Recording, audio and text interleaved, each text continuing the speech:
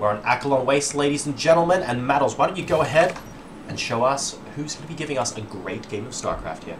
Well, down in the bottom right position, we've got the player from the Fnatic Academy, really stepping up his game since the last time I've seen him play. I've got to say, even from game one, he is the blue Zerg player.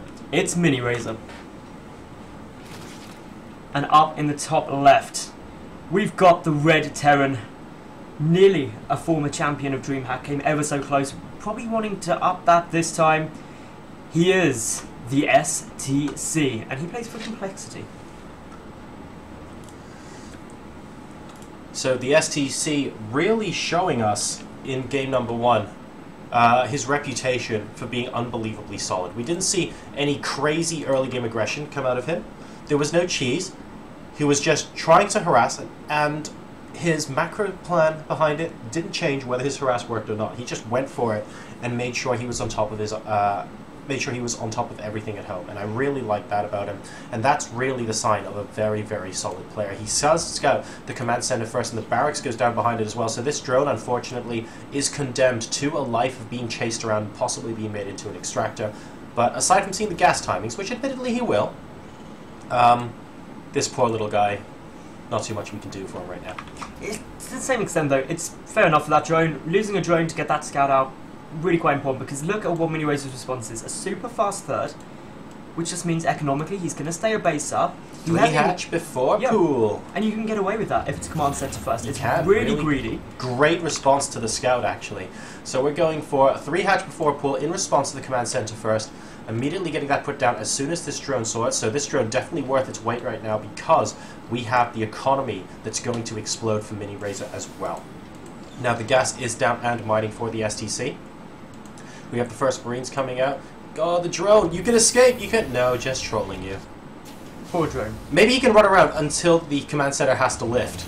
Well, unfortunately, a Marine is about to pop out. Oh, that may have something to say about it. Run, drone, you can do it. See, this is back to the point we were making yesterday. If you could run units off cliffs, it'd be so much more funny. That's true. I'd love to see like that drone just run off a cliff right now. Oh! That was very spontaneous combustion there on that drone. We have got an SCV now coming back from the STC. What has he scouted? He scouts at the fast third. He hasn't seen anything else, but the fast third really gives him a good indication that MiniRaser basically did this to him as soon as he saw the CC first. So great stuff from the STC, and a cool idea as well to immediately go to the third base location. He knew this was the most important piece of information he could get. The STC can't really punish it that well, though. That's something which we do have to consider for the near future, because he's only got a couple of Marines out. He's only just now starting his factory. It's something you're going to want to watch out with. But having said that, there's also the option that, well, MiniRaser, he can macro up really hard. They both can just go no rush 20 minutes, theoretically, but Akelon Waste has so much dead space around the map. The one thing you've always got to be careful of is drops, which we saw play in so much game one. Yeah, that's absolutely true. You need to make sure that those drops don't end up doing too much damage here, and he has to be very, very careful and very aware. I'd love to see some Overlord placement here, just making sure that he gets a good amount of advance notice for these drops. Well, we'll wait to see what he's going to do. The Overlord placement, as you said, it does look pretty good, but Zergling speed's still not done. We do have the Armory now on its way for the STC, so Hellbat drops are definitely going to be occurring, and that's something the MiniRaser does need to be cautious of, because previously all he had to deal with was just very small amounts of infantry drops coming down, not big Hellbat pressure, which can be devastating to a drone line. Big Hellbat pressure can be frustrating indeed. Right now, though, we see Hellions popping out. So not going to be using those Hellbats just yet in this particular game. We have a little bit of damage going on as an Overlord desperately trying to see what's going on inside the main base of the SCC. Will spot at least that the Tech Lab is going down on that barracks. Did he see the starport? Yes, he did. So he sees pretty much all the production facilities that our Complexity player has going on at the moment. What will his response be to that? We can see a couple of Spore Crawlers going up, another nice fat round of drones, so 47 to 34 at this point, but the Hellions are moving into the third. Ooh, Hellions, you've got to get some kills here, but MiniRaser doesn't actually have that many drones in position, but he does have a lot of Speedlings trapping that all down, taking minimal losses from that. I believe 3 drones died. Well, 5 in total, but 5 in total this game. 2 have died over in the other side of the map. Yeah, this is really that was a really, really nice hold, and 4 Hellions are not cheap, but the SC is going to be following this up with Warhounds. Hellbats, wow. Blast from the past, guys. Warhounds, I prefer them being called Warhounds. By the way, guys, I've just reduced the volume of the mic a little bit and increased the volume of the PC a little bit, so hopefully you'll get to see a couple more game sounds here. Let me know how it goes in the chat, but in the meantime, these Hellbats are certainly letting those Lings and drones know what's up.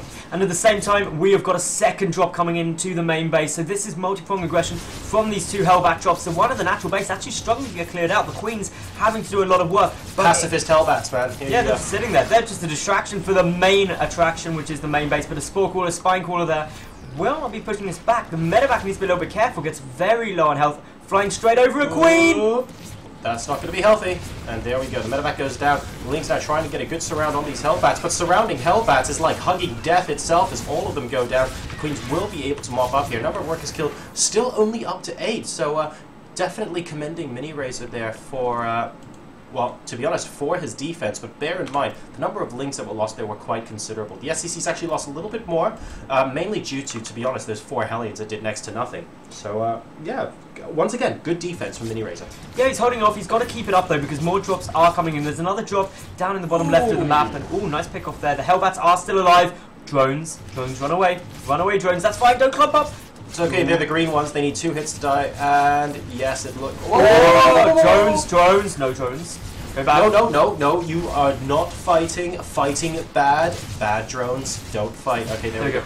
Wow, it took those Queens quite a long time to get that Hellbat under control. Up to 12 workers killed at the moment. We see a Viking actually trying to pick off Overlord, and this is so smart because later on in the game, the SCC knows he'll have a clear path to drops in the back of the main base. So that's why that Viking is there. We have got some M&M alongside a Hellbat or 3, which MiniRaser needs to defend with something other than Lings. And this is the point in the game where, look at that, the Baneling Nest is coming up now, but this is, I don't know, in situations like this, Roach Warrens are so useful. Yeah, but then the Marauders are there to really help deal with that. This is just a really difficult army for a Zerg player to try and deal with. The Spire actually and Mutalisks are the best bet, but that's quite late down. And still, MiniRaser, he's going to try and go for the Queens are there. They're going to help good transfuses, but the Zerglings, even though they're getting okay service, the Hellbats are just dealing so much damage. And this is now just going to be a mass transfuse fest. It will get cleaned up. But JoRoSaR, I'm getting a real deja vu from game 1 of MiniRaser just not having that many drones out. Yeah, you're absolutely right. I mean, he has got 59, but of course a 3-base Zerg, ideally you want to get to that 70-ish mark as soon as possible. And MiniRaser, he's defending well, but the SCC is trading very cost efficiently because of the way these Hellbats work against those Zerglings. And if we take a look at the units lost tab very quickly, we can actually see that MiniRaser is still a little bit behind the SCC, but at one point before that Bio Army died, the STC actually took the lead as far as that's concerned for the first time this game, and that's because he just keeps trading with these Lings so well. Here's another example: 4 Hellbats and a couple of Queens and some Lings. They can't actually do much against this without all the Lings basically getting destroyed instantly. The Banelings aren't going to hold too much either because, of course, those Hellbats will tank up so much of the damage they deal. But now in comes the Zerglings. The Banelings are trying to get cancelled. The Queen's desperately trying to hold this off. More reinforcements coming in for MiniRaser. Just the 1 Hellbat remaining. Once that's down, this will be a lot easier. But 2 more on their way forward. MiniRaser once more will hold. But very close. Very close. That was actually quite an even trade there as far as resources. The SCC just continuously pumping units in here, and I think he's happy to do that because he recognizes he's on 3 bases right now against the 3 bases of MiniRaser, and I think he's saying, look, if I just stay on 3 base and keep trading, I'll eventually be able to whittle my opponent down because he's not taking a 4th. Non-stop aggression from the STC here in game number 2.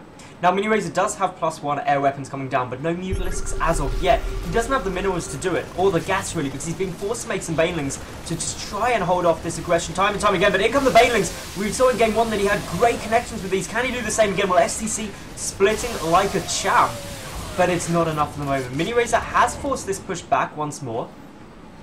And now the Mutalisks are coming out too.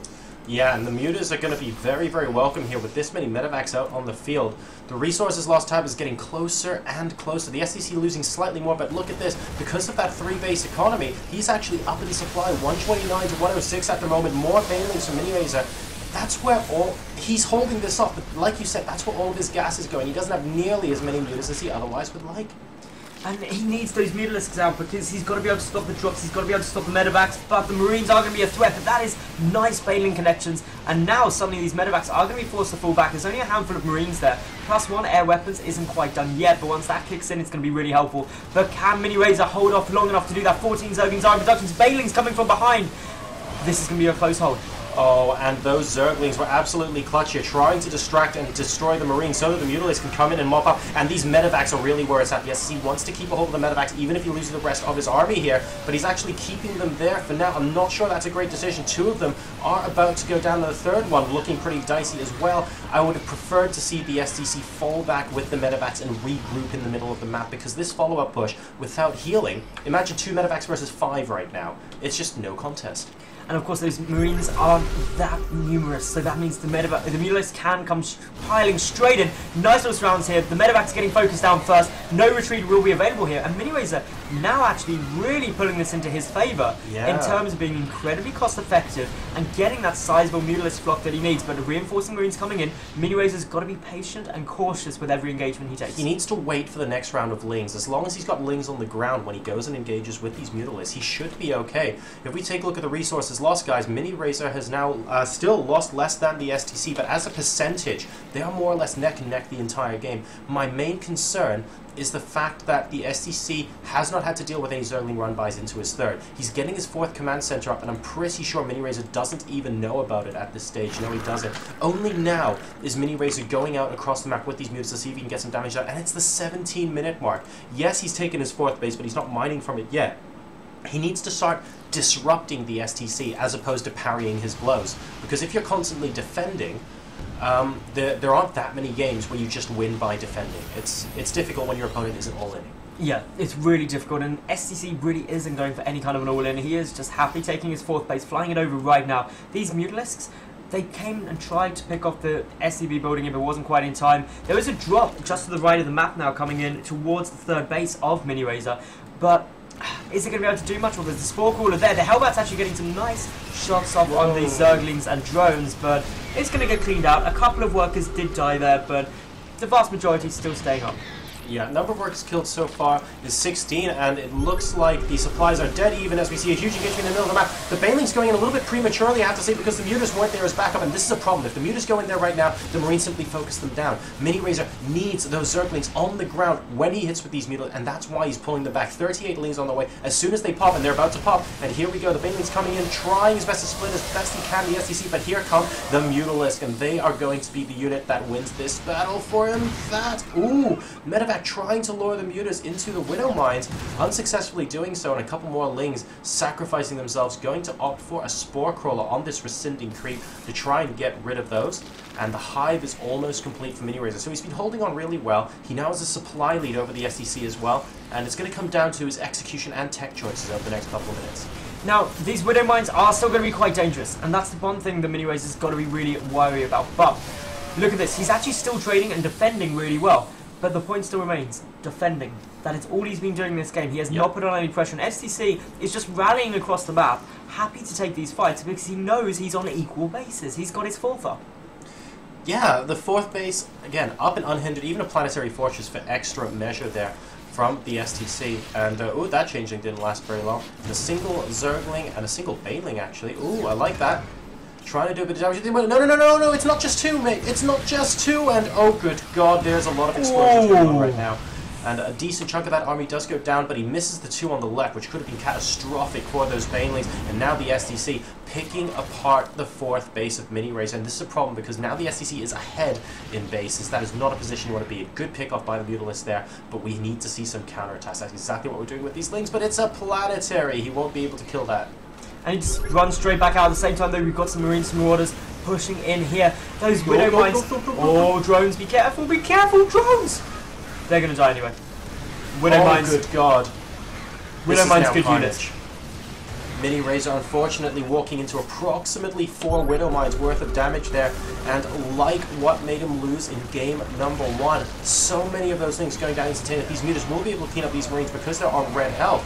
but miniraser is now down 60 supply. He's lost his 4th base. He hasn't been able to deny base of the STC, and like we said quite a few times now, he's been defending really well, but he hasn't made that switch into offense. GG, well played.